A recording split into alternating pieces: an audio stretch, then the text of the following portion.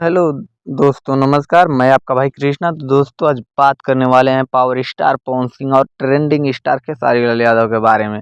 आप सभी लोगों को बता दूं, पावर स्टार पवन सिंह और ट्रेंडिंग स्टार खेसारी लाल यादव का जो गाना है चुम्मा, वो किसका ज़्यादा बवाल मचा रहा है, किसका मार्केट में सुपर डुपर हिट रहा है और किसका सबसे ज़्यादा बवाल कर रहा है।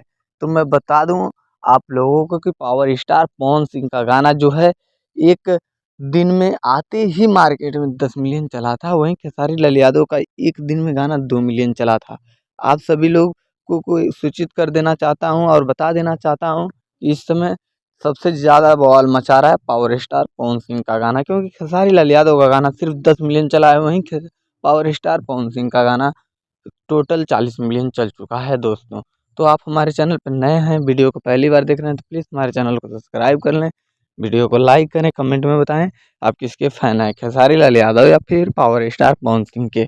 तो ऐसा नोटिफिकेशन पाने के लिए हमारे चैनल से जुड़े रहिए, ताकि मैं जो भी नोटिफिकेशन आप तक पहुँचाऊँ आसानी से पहुँच